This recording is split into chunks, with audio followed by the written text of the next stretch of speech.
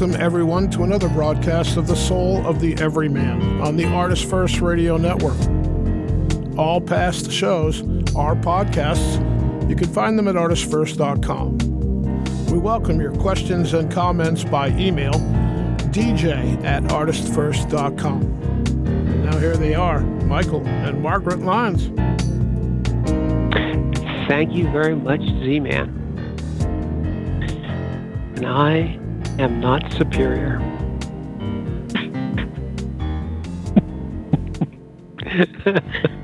Are all unique. Yeah, but I'm somewhat less than others.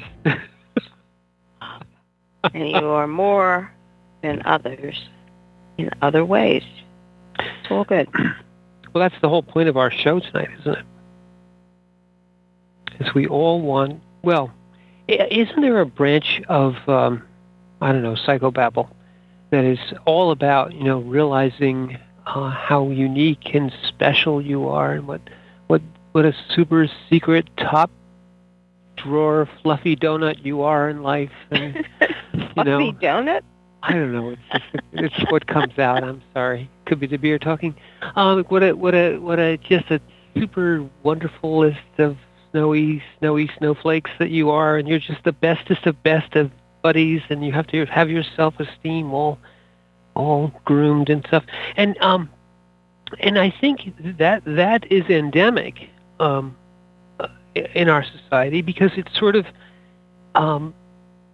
resonates with a very deep need that we all have to feel special. We all want to feel somehow that we are the, God's creation on earth. We are, each one of us is, in some way, we're better than the next guy, or, we feel good when people tell us that, and so there is a sort of a deep-seated, and underneath it, maybe there's a deep-seated sort of insecurity because you're kind of always wondering whether it's true or not. Am I the specialist of special donuts, or perhaps is there a better, specialer, more frosty donut out there than me? I don't know. Come on, you got to go with the theme. And tonight's show is going to be all about that in one way. I'm going to go back to our favorite specialist of special donuts. He's more of a Berliner than anything else. Oh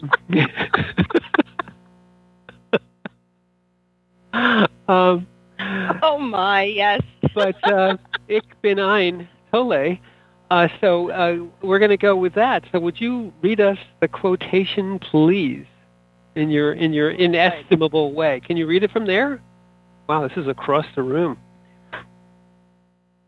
In essence, you are neither inferior or superior to anyone. True self-esteem and true humility arise out of that realization. Totally. And as a jelly donut himself, Tolle, as he often does, cuts right to the heart of the issue. And I would turn it around and say, yes, you are the specialist of special donuts. You and everyone else on the planet, unfortunately, are the specialist of special donuts.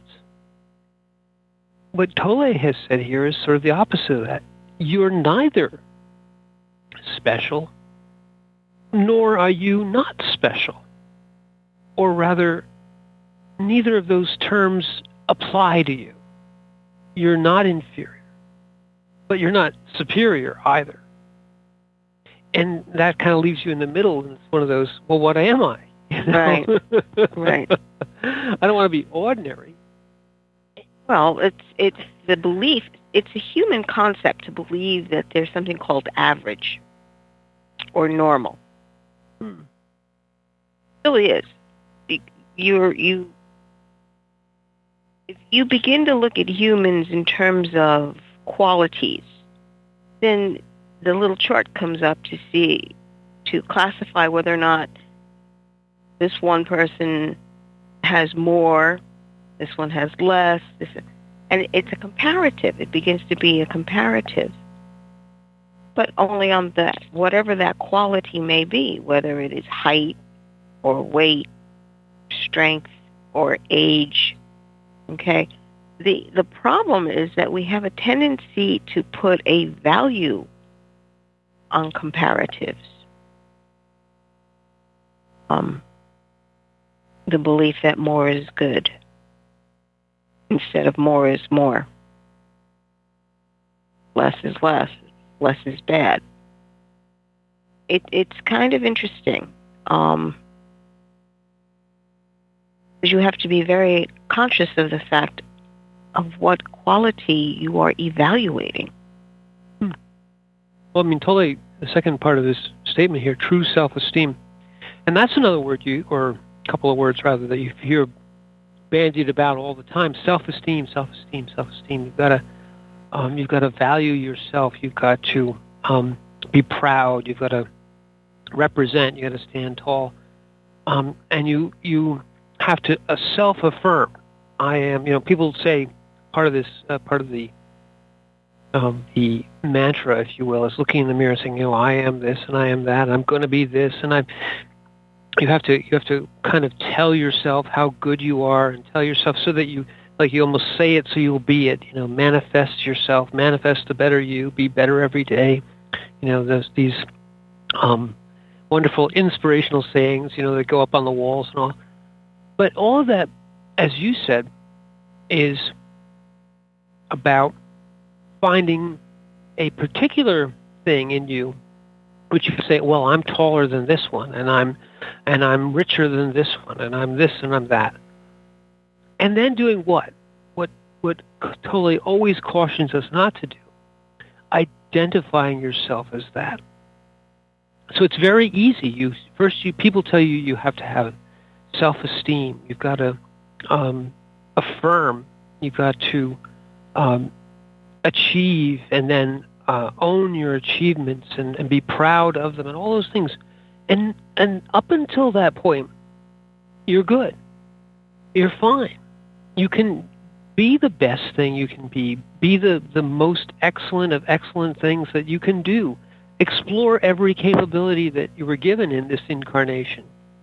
But the word inferior and superior have personal stickiness, because you say, well, I am greater than. I am important. You identify with this quality and make it your persona. And what does it do? Feeds our wonderful little three-letter demon, ego. Well, it's believing that the qualities that you have are actually you, instead of being a description of you, which I always found fascinating. It's just a description. And really an ephemeral description. Because those qualities do change through time and through environment, through whatever stressors you happen to be in. Mm-hmm. And to just take that in, but understanding that this is a description view. This quality, whatever it may be, is a facet or an aspect of the whole you. And we have a tendency to do that just in general. And it's okay if you need to do it for, descriptions of the environment. This is what science does to start with. If a certain idea or premise is going to repeat itself over and over again. Basis of theory, and then proving it, which would be basis of law. And people have a tendency to roll all that together into this one thing. They haven't figured out yet that, whatever your observation is doesn't necessarily hold true repeatedly. and different conditions. So applying that to yourself is a perilous thing, because it means that you are basically building a very rigid construct for you. Almost a snapshot. I mean, to expound on what you just said, which is perfect, but it has a this description of you. This description of you has a shelf life, sometimes a really short one. You know, when you're the victor in anything, be prepared very soon to be the loser. But if you identify with "I'm a winner," when you lose, it's an existential attack on you. You say, "Well, I'm a winner. How could I lose? There must be something wrong with them, or there must be something wrong with the world." And it turns into a psychosis, turns into a neurosis. Madison Avenue makes billions and billions of dollars on trying to convince us that we're going to be ever young. I'm ever beautiful. Nothing I have in me or on me will ever stink, ever. This image of endless, boundless youth is used all the time, because if you can convince someone else that you're younger, stronger, faster, and going to be those things forever, that it feeds your self-image, your identity, and what hacks away at it day by day is time and the truth. So you immediately turn yourself into this sort of self-denying, reality-denying entity, this entity which has to say, no, I will never experience the ravages of time or the changes of life, or any of the things that are going to affect everyone else but not me. You see it all the time. Special. I'm special. You see it all the time. You see it especially in people whose egos and livelihoods are tied up in how they look. And it's not just actors and actresses, although they're easy targets, but there are many people whose human being to become arrogant and prideful. You know, that whatever quality you may have, and you've only identified yourself with that, you can easily take that stand of, well, I'm smarter than you, or I'm more clever than you are, or I'm faster than you in whatever. You know, athletics is a sport, is a pursuit where there have been barrels of ink spilled, writing stories about the athlete that it no longer can perform at the prime, right? And the fact that they feel somehow their ego is their whole persona is somehow wounded by this. And totally would say that you've identified with the form that you had, the form that you were, and the truth is that had a shelf life, that you were the best today, but don't live there, or if you live there, you're going to be very disappointed. Well, nothing is forever. Yes. No thing is forever. This is the earth. This is not a heavenly place. There is a beginning and there is an end. And what I find fascinating is that is the one truth that people avoid. One truth that never changes. This run from, which is absurd in many ways. How can you run away from something that is inevitable? Yeah, I like that. It is running away from the inevitable, and almost instinctively, in a weird way, living in a fantasy land. Yes. Well, I mean, okay, yes. It's the unknown, and the unknown is always scary. I get it. And there's fear that most people don't want to feel. So they're running away from the scary idea of the unknown. But that basically means that you run your entire life running away from fear in general. Just any fear. You've programmed your baseline to just keep running. I'm not looking at that. I'm not thinking about that. I'm going to go and do all these other things. Right, and the fear is of change, or of being unable to maintain what was a fantasy to begin with, the fantasy of superiority, the fantasy of never changing, never ending, wonderful you. You want to be young forever, kind of thing. Yes. Yes, and you see it today, especially. You see this writ large in unfortunately many societal movements. One of the ones that you see it in all the time, I mentioned the anti-aging crowd, but you also see it in this, you hear this perennially, that we're this close, name the number of years, usually it's between 12 and 30, to people being able to live forever. And, it advances in, it's always couched usually in terms of, advances in medicine and anti-aging things, and we're eating better and living better and all these other things. And we're going to reach a point where we can just renew our bodies endlessly.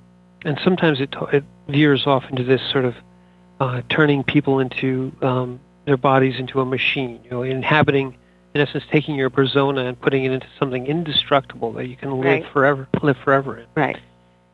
And it's very seductive. It's extremely seductive, because the thing that's not said but is being implied and sold is that you, the wonderful, special, incredible thing that is you, will never depart from this incarnation. You will always be powerful and wise and handsome and beautiful and rich, and everyone will always love you, and will always be the bestest of specialists, top shelf donut that you ever could be, and you can do it forever. We have fantasies written like this, the immortals and all this other stuff. And it's always a vision of endless youth. No one ever depicts their immortal as being endlessly decrepit and in pain. Because that sounds like hell now, doesn't it? And when we talk about places like hell, we talk about eternal suffering and eternal damnation and all this sort of stuff. But these things are really couched in terms of the incarnation. You want to bring, to coin a phrase, bring heaven onto earth, make this place the endless eternal paradise. Mm-hmm. And it's always couched in terms of, none of those people over there, they won't be here, but you will be, because you're the kind of people that we want to have in this endless heaven, but not those people over there. It's a direct ego infusion. You're the specialist of special top shelf carrot, donut, vegetables, whatever it is, and you are going to be eternally that in this, whatever it is, this new paradise of medicine or science or the combination of both, or whatever it is that will guarantee you that you will never age, you will never die, you will never not be here. That's the existential. Gosh, how can a world go on without me? And yet it seems to. Well, my question is, do you really want to live forever in this kind of a world? That's never put that way. Yeah, you look at the world the way it is. Is this what you want to last forever? This level of development or lack thereof? The word that they always use is a variation of utopia. But it's not a utopia. Well, no, but it really, it's always bringing its the promise of those who sell this vision is always the utopian future is just around the corner. Like I said, give it a palpable, an achievable horizon. It's not here yet. We have to do all these few things and just this little stuff and just do this and just do that and just around the corner, 10 years in the future, if you can just hang on, ding, utopia. And we all live forever, but not everybody, just the nice people and just the ones we like. And we'll never get old and we'll repair our bodies. And talking about is something that is considered a lifespan. But what are you living in? I mean, living forever in a war zone, not living. It's never couched that way. It's always, this is the antithesis of what Tolle is saying. This idea of only the elites, only the superior, only the bestest of the best will be admitted into this utopian world where you'll always be the specialist of specials, and it does nothing but feed the ego. Mm-hmm. It does. Yeah, this whole system way for ego to validate itself. Whereas taking the step, which you need a lot of courage to take this step, to the realm of what is actually happening and acknowledging that each and every person has an amazing spark of life that can't be replicated, by the way, or produced. Science has not been able to produce life. I'd like to there. You can understand that every spark of life, something very unusual. We still haven't life on other planets. Wonderful James Webb, and they're saying, oh, there's water there, or this is all sorts of possibilities.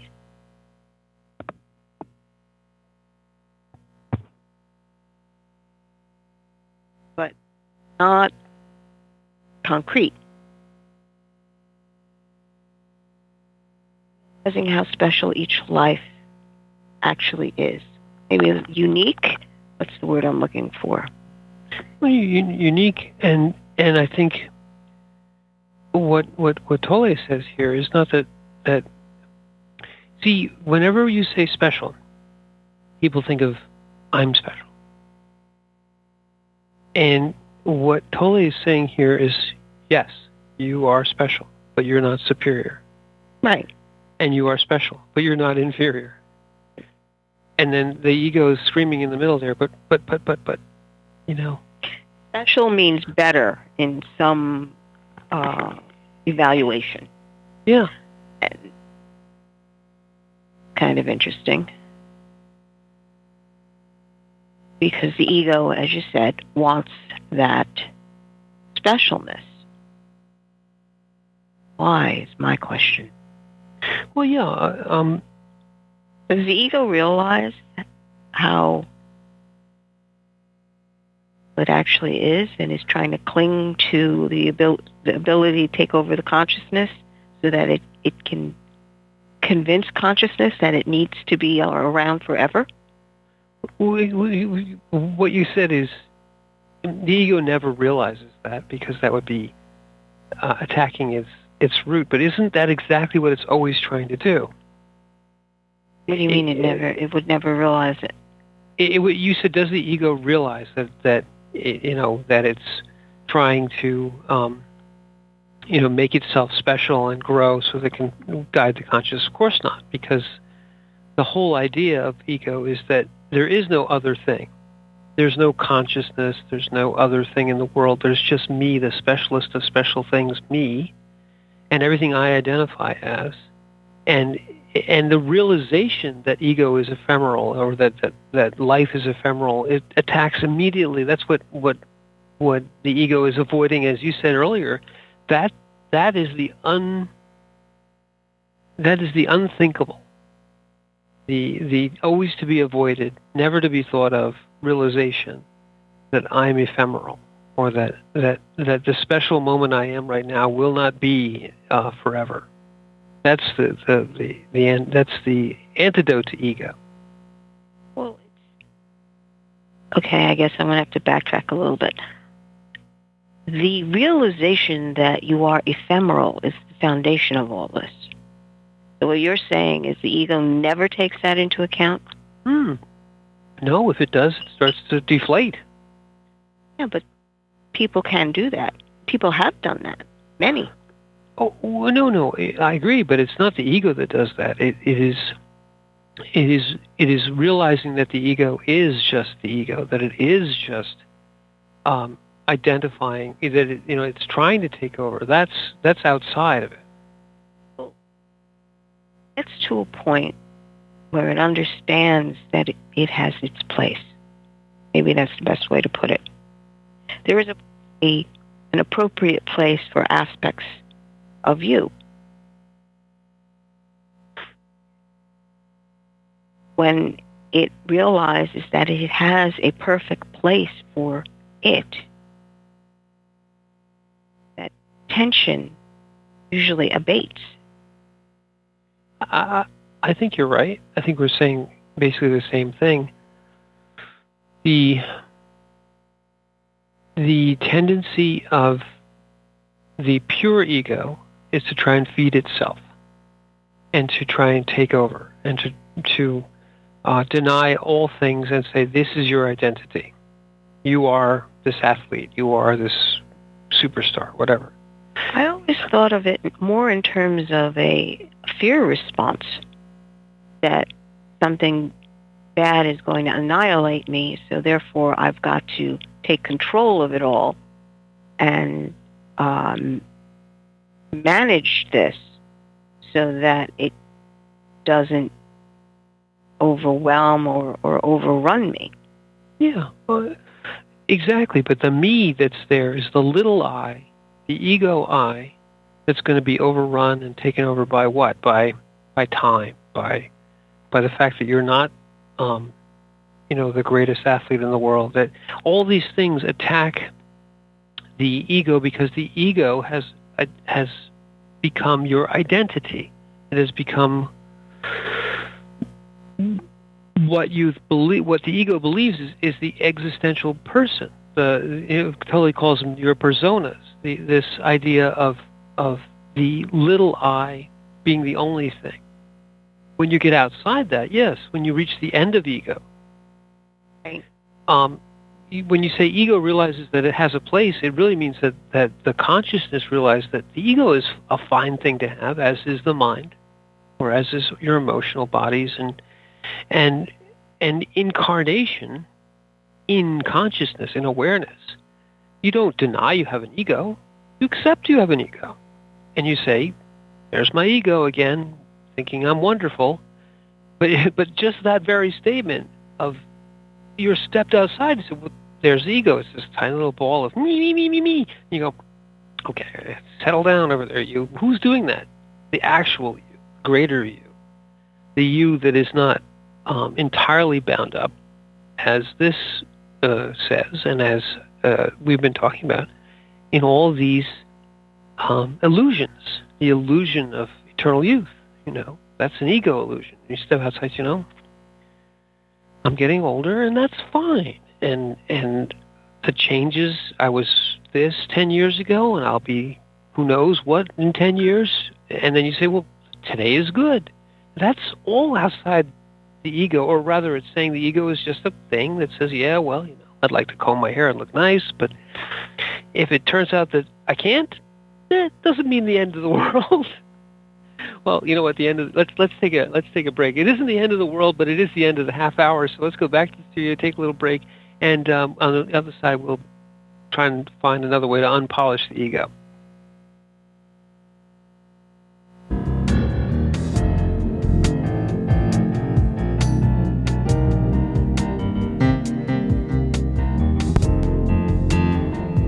There he is.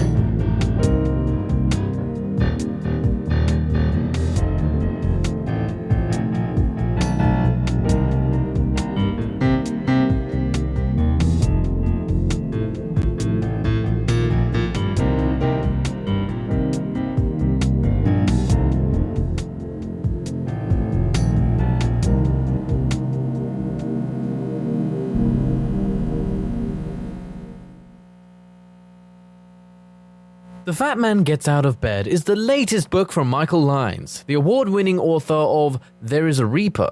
Featuring 13 original stories, this wide-ranging collection has everything. Forbidden love, gods versus demigods, weird invading aliens, sexy seductive artificial intelligence, and unusual passion between the living and the dead. All set amidst fantastic worlds of pain and loss and boundless joy. From the sublime to the macabre to the bittersweet, The Fat Man Gets Out of Bed will leave you breathless with laughter, brimming with tears, trembling with suspense.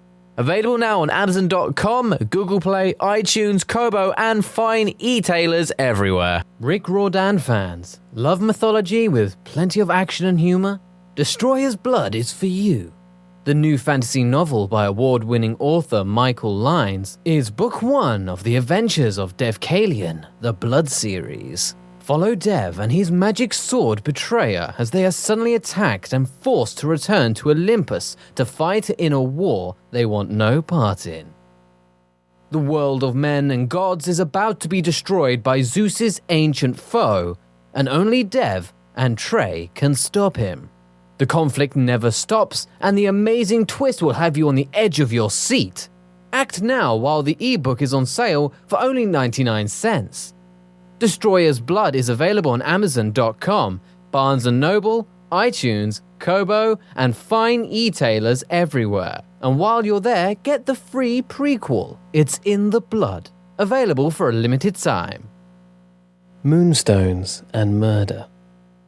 Real murderers need a heart of stone. Meet Maggie and Mike Heartstone, parents of twin boys, entrepreneurs, and now empty nesters. Mike is retired, not by choice, from his position as chief of police in the picturesque resort town of Hamilton. And now his wife Maggie and her shop, the Cozy Crystal, are their only source of income. When a mysterious killing interrupts Hamilton's famous Springfield Park rock show, the townsfolk, the Cozy Crystal, and their lives are rocked to the core. Can Mike and Maggie figure out who is behind the murderous deeds before the town comes crashing down around them? A touch of romance, a little mayhem, and a whole lot of suspense, along with plenty of comedy and thrills galore. Get your crystal magnifying glass out. It's time for some Moonstones and Murder. Available on Amazon, Apple, Kobo, and other fine e-tailers in ebook and paperback. Out soon on Audible. Get your copy today. There is a Reaper is the story of 5-year-old Christopher Aaron and his life-changing struggle with leukemia. Winner of both the Indie Bragg Medallion as well as the reader's favorite silver medal for memoir.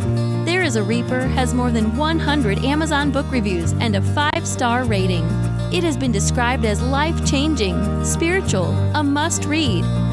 Just released on Audible and iTunes, this memoir is also available in paperback and on Amazon Kindle for only 99 cents.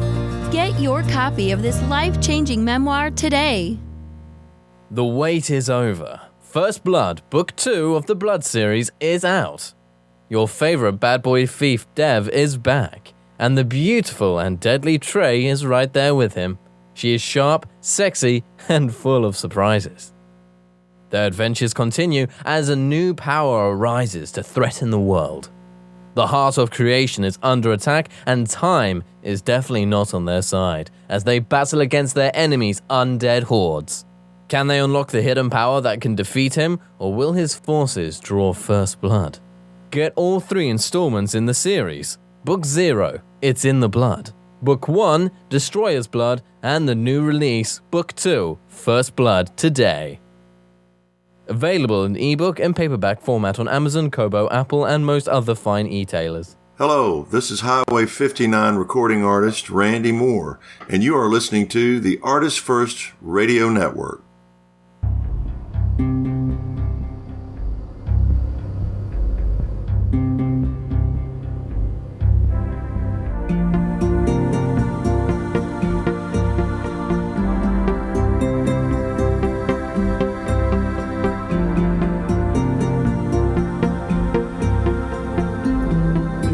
To the soul of the Everyman on the ArtistFirst Radio Network.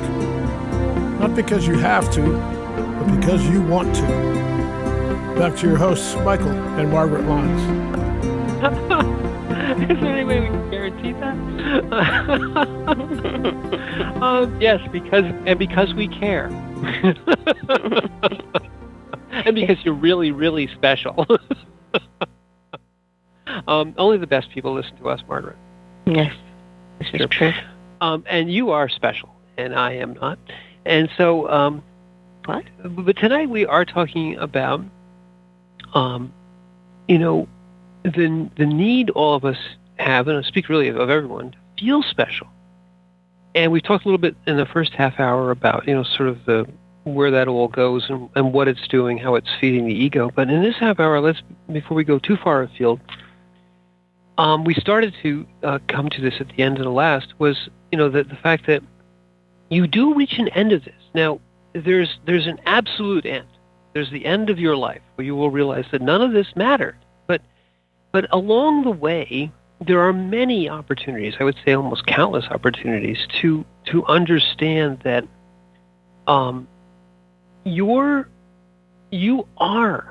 we all are, but let's just say you are special. You are unique. But the words superior and inferior are judgment words. They are ego words. They are, I am better than you.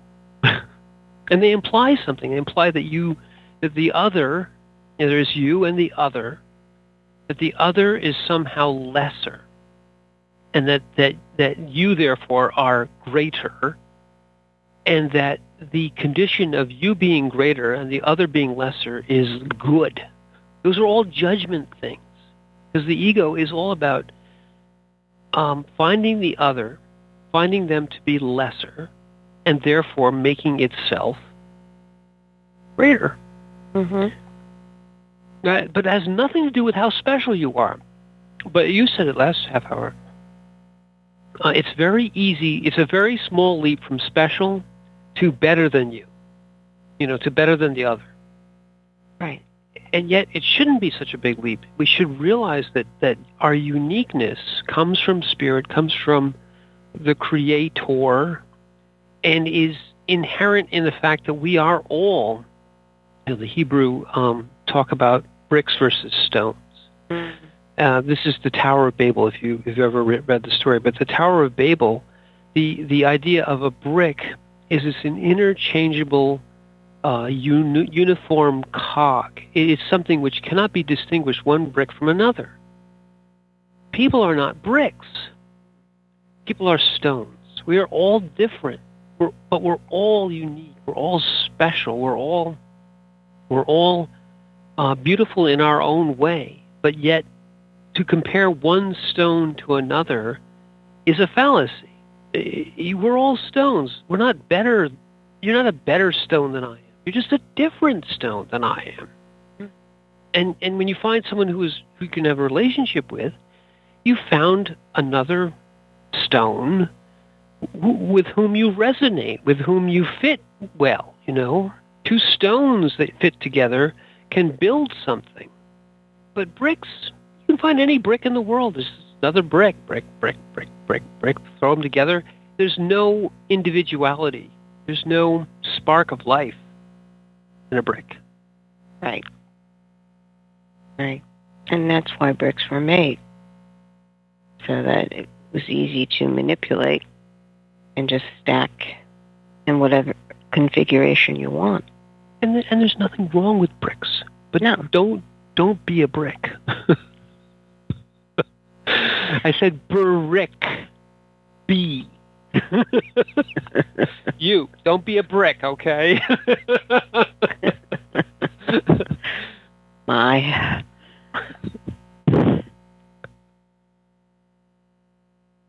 Going back to the mindset of the minute you begin comparing that way, and it has nothing to do with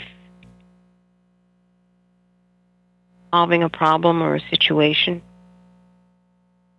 And you begin to treat people a certain way. You treat people the same way you treat an object.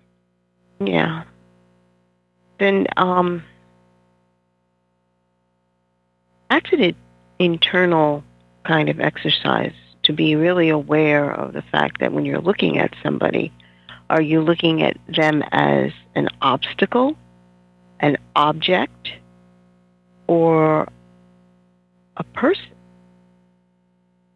And most of us, when we're driving, let's say, we just kind of look at the cars. The car's moving this way, the car's moving that way, and you know there's a driver. And so you're dealing with flows at that point. All you're trying to do, the baseline of that usually is that you all want to get from point A to point B. And you don't want to get into any kind of accidents or trouble, et cetera, et cetera. That's sort of the baseline thing. But when the ego takes a step in there and certain brands of cars being driven very quick, very fast, or in and out of traffic against the normal flow, which is pass on the left, flow on the right. And people are just whizzing by just because they want to get where they want to go, regardless of who else is on the road. So at that point, everybody becomes an obstacle to this person. And being aware of that mindset, that's an easy one to get into. Because when you're behind the wheel of a car, it has to do with power and how you handle power. People, power goes to their head.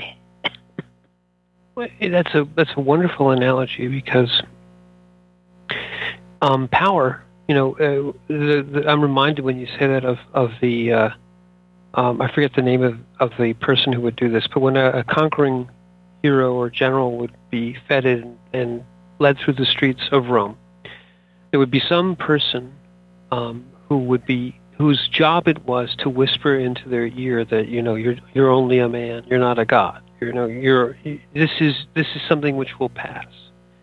And what was their job really? To keep them a little bit grounded, a little bit humble, and it has to do with power, which is the third chakra. And power is something that the ego loves, because the ego immediately latches onto the fact that if you're powerful, you're superior. And if you're powerful, people will be afraid of you. Or if you're powerful, you can... Everyone else is a brick, and you are somebody who steps upon bricks. You are instantly transported into the ranks of the leaders and movers and shakers and the people who get all the clicks and likes of the world. And that's when you see that, if you yourself perhaps are a little bit more grounded, you say, oh, it's just so false and it's so ephemeral, and they're just being jerks. They're cutting in and out of traffic and being jerks and trying to treat everyone else as though they're more important than everyone else. And so but that whole mindset is all about power. As you said, it's a drug for the ego. The ego loves to feel powerful. Yeah, it does. And you feed it like that, it does have a tendency to just go through the roof. Yeah. You know, you've seen when one guy is just passing and he cuts off somebody else, and the other guy that got cut off gets angry. Yeah. And they start chasing each other down the highway, and you're just like, really? And it's become now, everything else in the world has ceased to matter. And it's two egos identifying with who will be right or who will win. And that, it can end in disaster. It can end in the innocent being injured. It often does, in fact. You know, when the road is a wonderful example because we can all relate to it. You know, when somebody loses it and starts that kind of a war happens. You know, it's often two guys. We have to admit that the guys are more, but it can be anybody. They start going at each other. You go into Cesar Millan, we love. He says red zone. You nothing else matters except you beating the other or the other trying to beat you. You're in a war. You're in a battle. Well, who can get hurt? Well, somebody standing nearby. You'll see it in violence and gang violence. You know, where who gets hurt? The innocent. Because the ego doesn't care about any of those things. In that moment, it's all about me. It's all about I. It's all about me winning, me being superior, me defeating the other. Me. Everyone else is a brick. Nothing. No other lives matter in the universe except the ego and you. And everyone else is to be trodden upon or ordered around or destroyed or beaten or whatever it may be. It becomes a denial of humanity at a basic level for everyone except the ego. Everyone. Your heart has turned to stone in that moment. It's gone, and the truth of your uniqueness is even denied, because you can't be unique if there's no one else in the universe but you. In one way, you are unique, but in another way, you've turned yourself into a monster. You know? Well, you have narrowed your world so completely that yes, the only thing that matters is getting back. Yeah. Getting back at that person, whoever it is you feel violated by. Is that a good word? Well, I think everyone else ceases to matter, and it's all about you. But yes, that whoever triggered you, there's the word, triggered. Because that's what it is. The ego gets triggered. And your existence, you feel as though your existence is threatened, and you have to get back at it. That's also a good way of looking at it. I think it's interesting because the very beginning of Tolle's statement, you are neither inferior nor superior to anyone. When the ego is triggered, it's being told that you're inferior, you're superior. Both are quite valid. You've seen the other end of that where someone's saying, oh, you're just so wonderful, and then the ego. As you said, the general in the march through Rome, having the person say you're human. So it's an ego trigger. A situation that tells you you are either inferior or superior. Yeah, that's exactly right. So what that means is, do you know who you are? Usually when you're told you're inferior or superior to someone, contrary to the concept that you hold as you.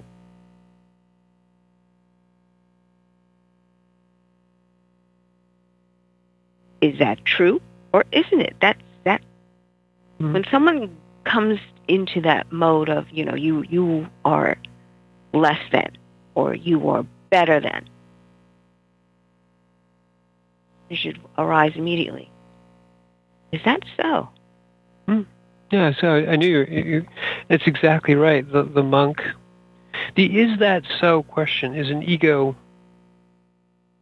bubble popper, Well, it's getting rid of the triggers. Maybe that's the best way to put it. You don't need those triggers at all. Those triggers bring you into conflict.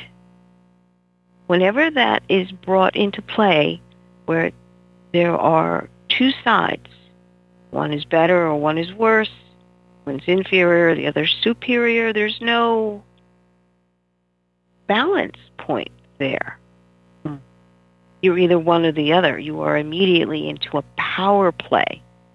That's all power. That's all ego play. That's all triggers. And to disarm those triggers, you know who you are. Or the "is that so?" And it doesn't matter what anyone else says to you.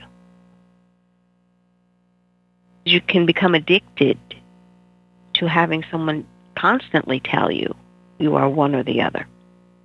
It's very true. I mean, people say, well, I don't like people telling me. There are people who become addicted to being told they're inferior. Mm-hmm. There are people whose psychoses are such that they want to be abused. And we say, well, this is a terrible thing, and it is. But it's no more terrible than somebody who wants to always be feted and always be admired and always be told that they're wonderful. They're both psychoses.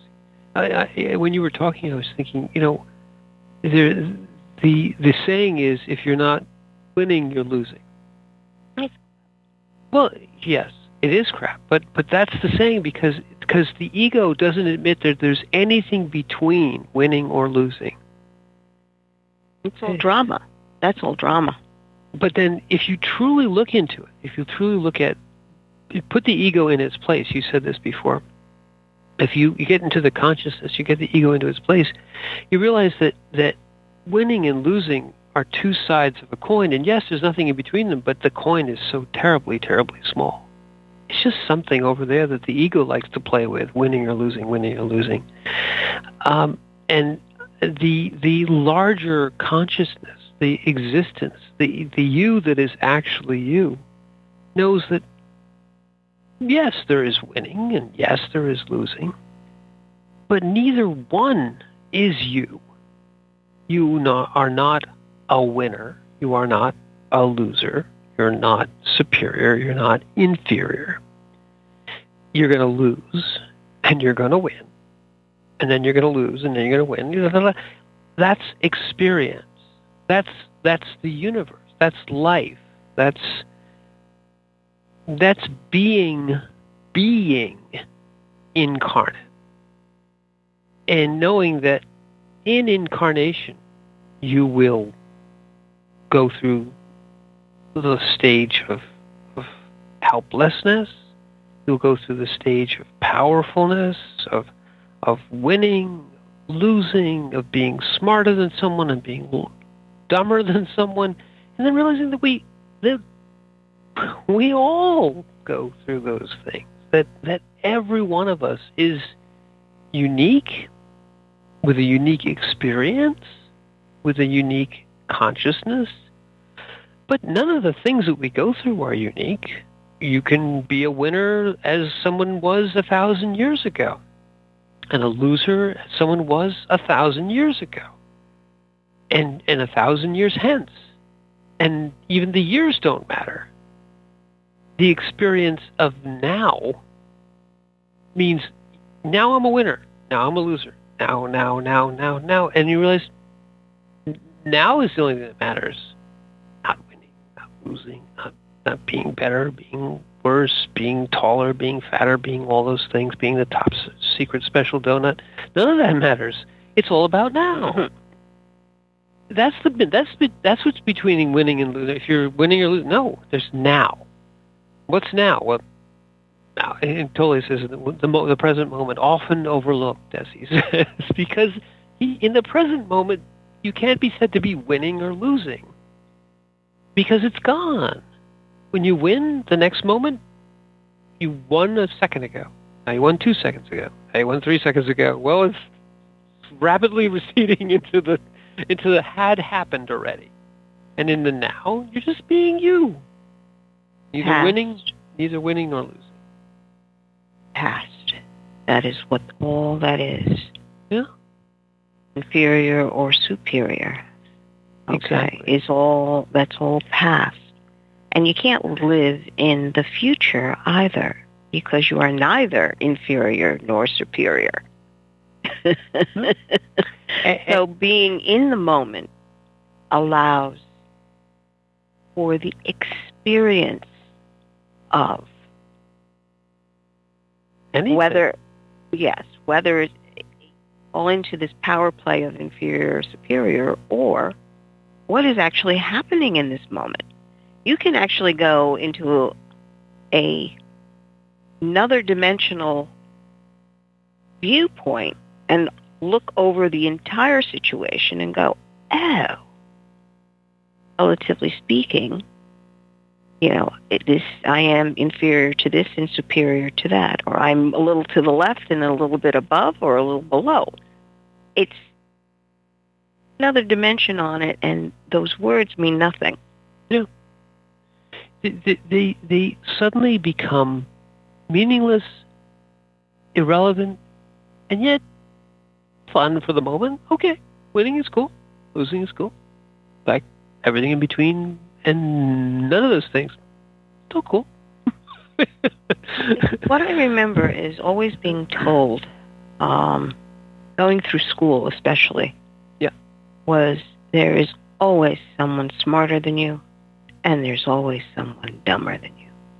It's just, and you were taught that as a baseline of things.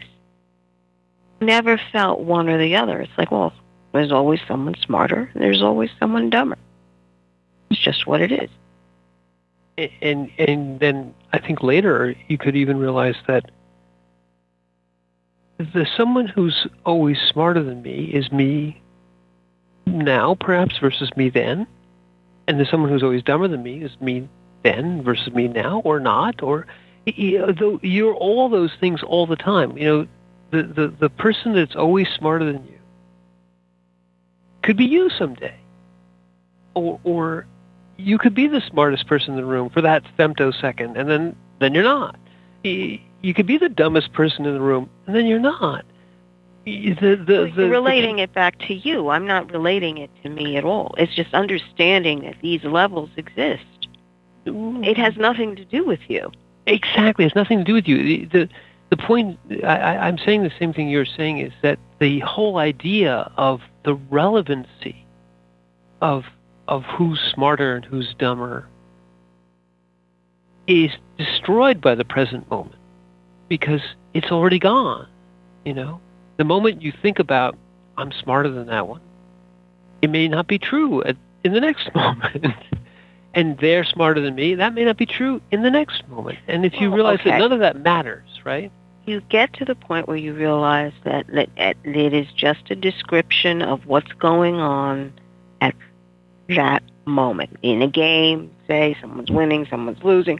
It's just a description of what's going on. It has nothing to do with you.